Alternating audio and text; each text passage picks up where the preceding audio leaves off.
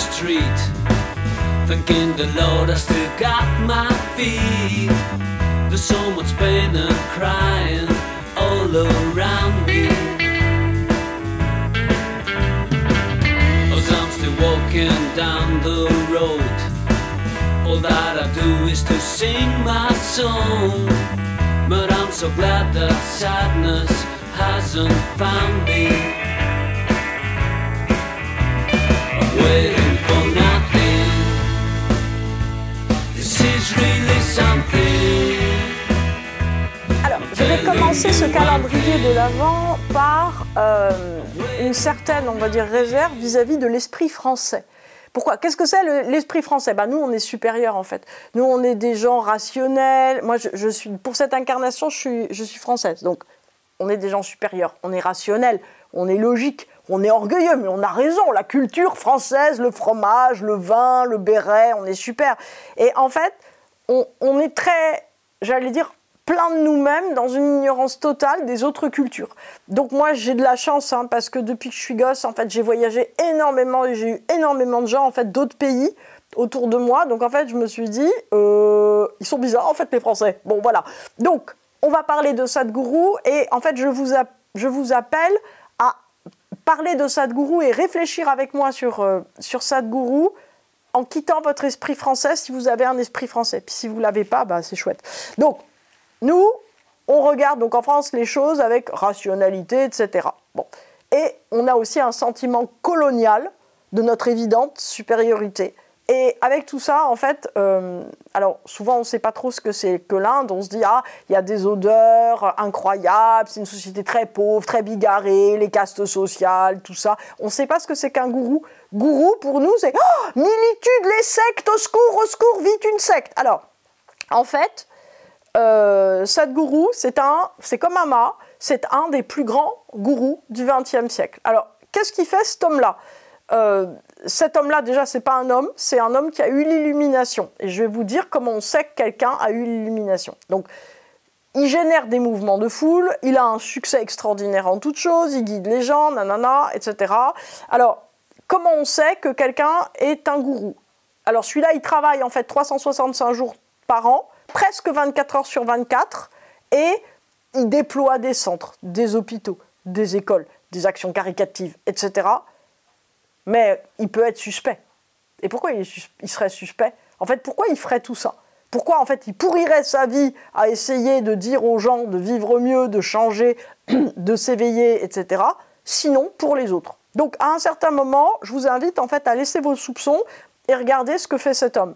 Le seul but, en fait, que poursuit Sadhguru, comme celui que poursuit Amma, comme ceux que poursuivent tous les gens qui, à un certain moment, ont quitté comme écartelés, c'est le bien apporté et l'aide totale apportée aux autres. Donc, inlassablement, en fait, Sadhguru, il construit des gens. Il tend la main, il donne de l'argent, il replante des forêts. Et moi, en fait, quand on me dit « mais c'est louche », je dis aux gens « vous avez raison, faites-en autant. Arrêtez de dormir, donnez tout votre argent. Écoutez des gens qui sont dépressifs à longueur de temps, allez replanter des forêts, faites du yoga 8 heures par jour, et on va voir si c'est louche. On va regarder son thème. Alors, il est vierge, ascendant Gémeaux, donc c'est un homme qui pense par lui-même. On avait remarqué, il est libre d'esprit, il est travailleur, on avait remarqué, il est assidu, il est très indépendant d'esprit, il a une très belle lune en Capricorne 8. Donc, qu'est-ce que c'est qu'une lune en Capricorne 8 ? C'est un homme, en fait, qui est, j'allais dire, un petit peu au-dessus du jeu, qui est quand même très concret. C'est-à-dire qu'il s'intéresse beaucoup aux emplois du temps, au planning, à la nourriture, à comment vous pouvez vivre mieux votre vie, à comment vous pouvez, j'allais dire, arriver à vous équilibrer, etc. Il aime dire avec légèreté aussi les choses profondes. Donc son sujet à lui, entre la maison 4 et la maison 8, c'est la transformation des individus. Déjà sa propre transformation. Transformation par quoi? Par le travail. On comprend pourquoi je l'aime. Voilà. En fait, il aime bien redonner prise aux gens sur eux. C'est-à-dire les faire accéder à une transformation de soi. Donc la spécialité de Sadhguru, en fait, c'est qu'il s'est dit où sont les gens les plus malheureux? Et il s'est dit c'est dans les entreprises, en fait. c'est tous les cadres d'entreprise qui sont les plus malheureux, surtout les riches, ils sont extrêmement malheureux, ils se demandent ce qu'ils peuvent faire. Donc en fait, lui, il a élaboré, il a essayé d'aborder, on va dire, la réalité de lui, ce qu'il connaissait, de la réalité de l'entreprise, à travers, on va dire, une espèce de logique de qu'est-ce que vous voulez? Vous voulez le bonheur? Ok, mais c'est quoi en fait le bonheur? C'est pas le fait de vous rendre malade à longueur de temps. Donc on va essayer de continuer à vous faire laisser avoir une famille, de l'argent, un très beau succès, etc. Mais d'avoir un petit peu plus de prise sur vos états intérieurs, parce que là vous vivez en fait comme des gens extrêmement malheureux. Donc il a sa nouvelle lune qui est posée exactement sur son fond du ciel. En dehors de ça, son thème est normal. On va revenir dessus. Donc c'est un homme qui est un constructeur, un homme concret. C'est un homme qui aime les gens courageux et qui se dépasse. Alors comme il a un ascendant Gémeaux, si vous voulez, donc il a un soleil conjoint Mars en Vierge 4, avec une lune Capricorne 8. Donc c'est quelqu'un en fait, voilà, qui se lève tôt, qui fait du yoga, qui est courageux, qui est prêt en fait à travailler, il a été marié, il est veuf, hein, il a une grande fille qui fait du Bharatanatyam.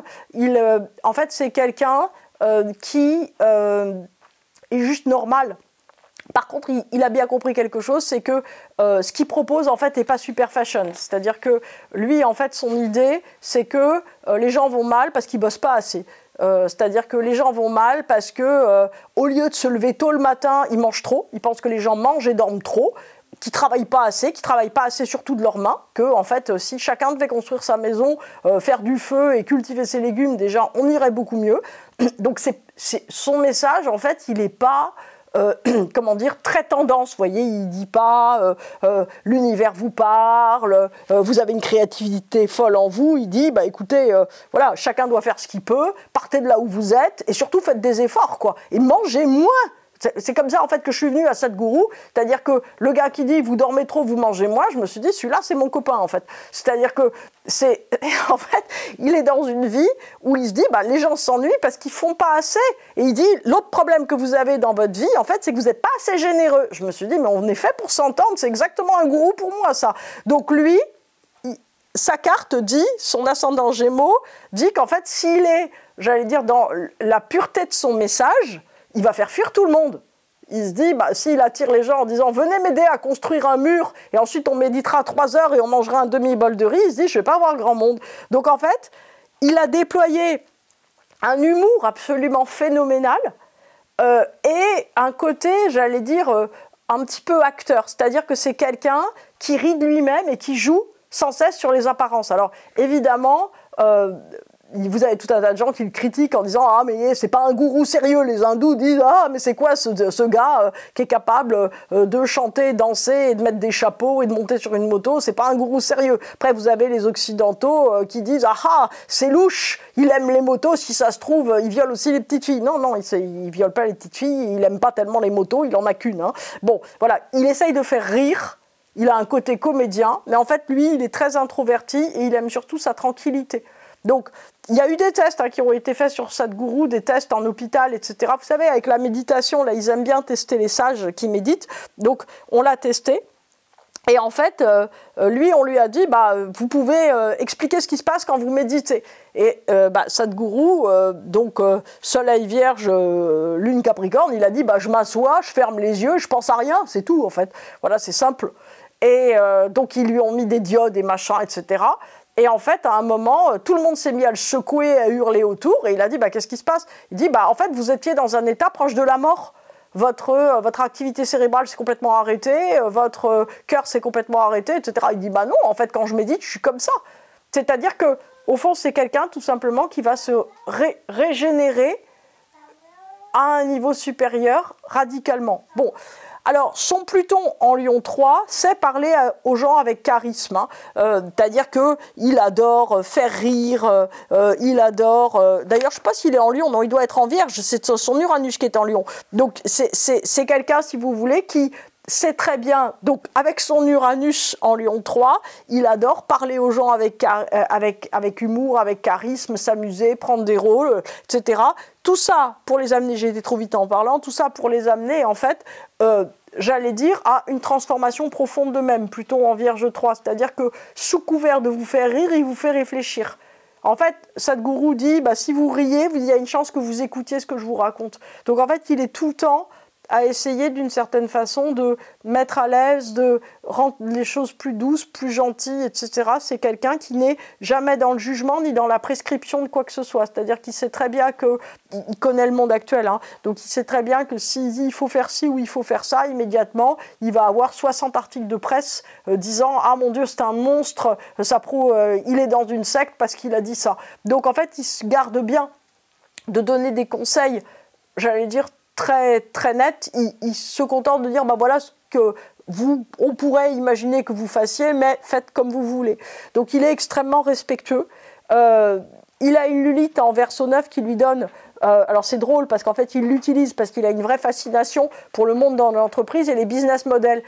En fait il se dit c'est la nouvelle sagesse du monde d'aujourd'hui, il faut absolument que j'arrive en fait à leur craquer le truc pour qu'ils comprennent en fait que ça c'est du vide et que derrière il y a un truc important. Donc il est incroyable. Mais on sent bien en fait qu'il est...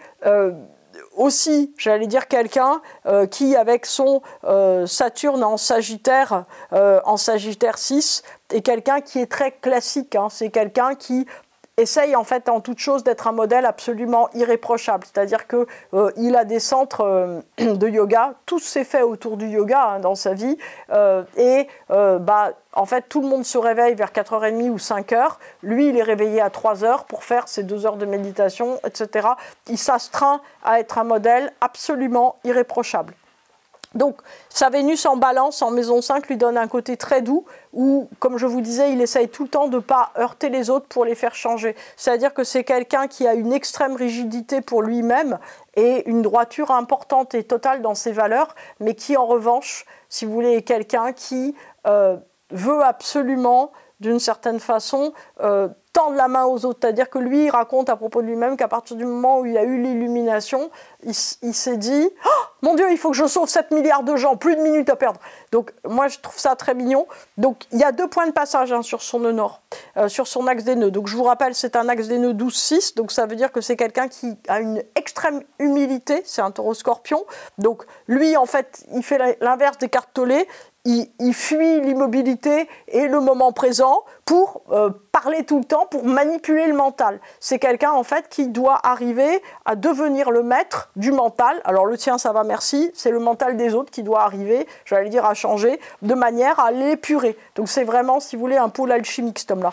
Donc premier apex, c'est un apex assez fort, mais qui n'est pas plus fort que ça non plus, à Uranus en Lion 3. Donc c'est tout son côté comédien-acteur par lequel, on va dire, il prend un rôle d'enseignant charismatique, etc., pour amener les gens à changer. Et de l'autre côté, il a un trigone, là encore assez fort, mais pas exact, à son soleil en Vierge 4. Donc il part de son intériorité et de qui il est et de son humilité pour passer en nœud nord.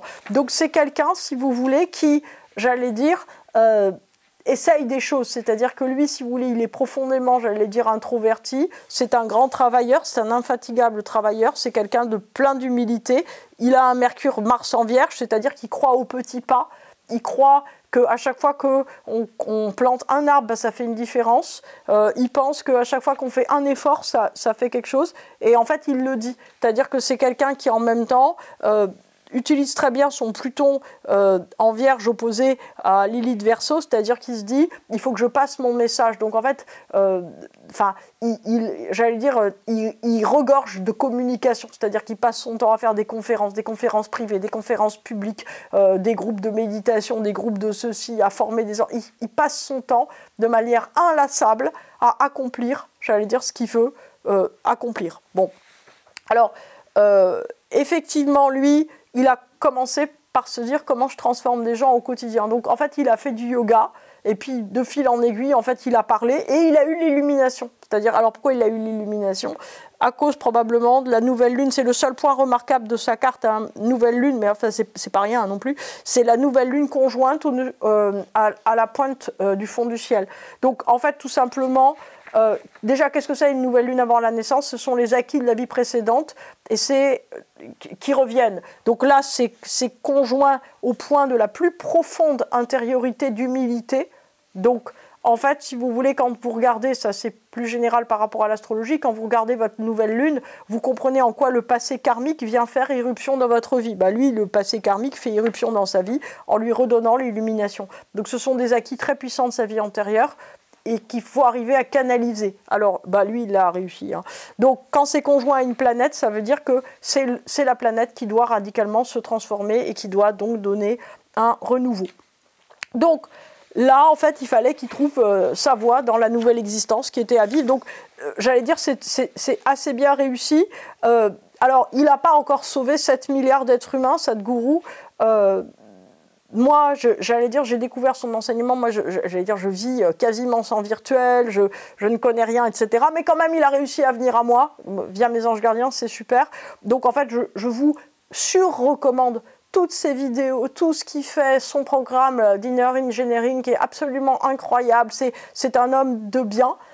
C'est un homme, j'allais dire, enfin, je le dis pour le coup avec humilité, mais aussi confiance. C'est-à-dire que tout ce qu'il dit, je pourrais le dire, et tout ce que j'allais dire, et tout ce qu'il dit, je voudrais le dire. C'est-à-dire que, par exemple, il m'a fait pleurer de rire dans une de ses vidéos que j'ai vues quand il a dit, bah, aujourd'hui, on n'a plus un corps. Hein. Personne n'a un corps. Tout le monde a 2 corps. Un corps, 2 corps. Et voilà, votre deuxième corps a des besoins.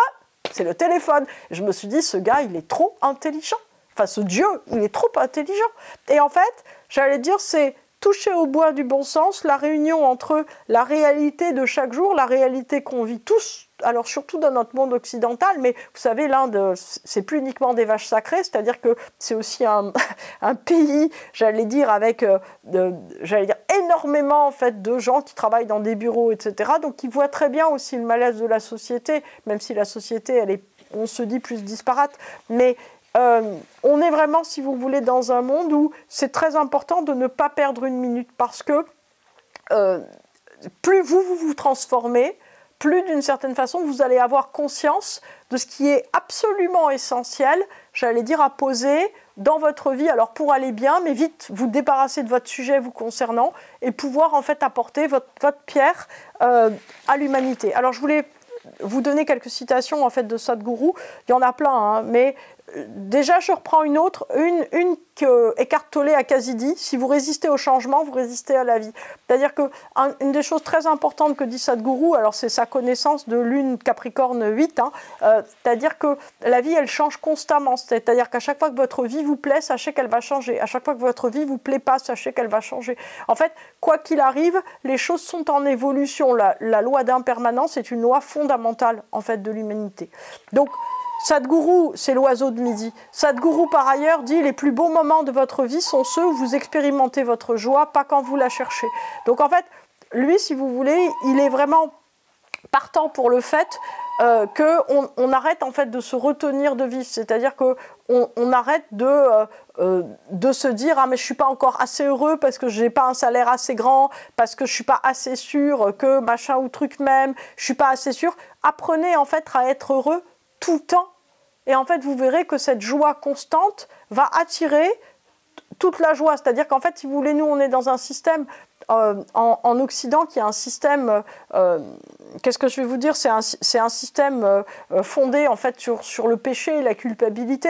C'est-à-dire qu'en fait, on se dit que si on est heureux parce qu'on mange un bon repas avec quelqu'un qu'on aime, ça peut être un ami, ça peut être un voisin, c'est pas forcément l'être que vous aimez le plus au monde. Bah, si vous passez un moment de joie, vous vous dites oui, mais en fait, j'ai pas envie d'être vraiment heureux parce que j'ai tel problème très grave dans ma vie, qui peuvent être très graves hein, par ailleurs, moi je le dénie pas du tout ça, mais en fait en retenant le fait d'être joyeux pendant ce repas, bah, vous perdez des forces pour résoudre le reste. Et en fait nous on a la logique où on se dit bah, moins je suis heureux, plus je suis focalisé sur le négatif, plus j'ai une chance en fait de le faire changer. Et merde, c'est juste l'inverse. Donc en fait ça, Sadhguru, il le sait, c'est-à-dire que moi ce que j'aime chez ce maître, c'est que au fond, il s'attaque directement à la notion de culpabilité. Et en fait, cette culpabilité, c'est ça qui nous pourrit notre vie. Ce n'est pas nos problèmes, c'est notre culpabilité derrière. Oui, quand la souffrance, la misère, la colère surviennent, il est temps de regarder en nous et pas à l'extérieur. Donc c'est très important d'arriver à comprendre que, bien sûr, il y a des causes extérieures. Commencez par résoudre en vous la colère, la misère ou la souffrance, et vous allez voir que ça va se résoudre à l'extérieur.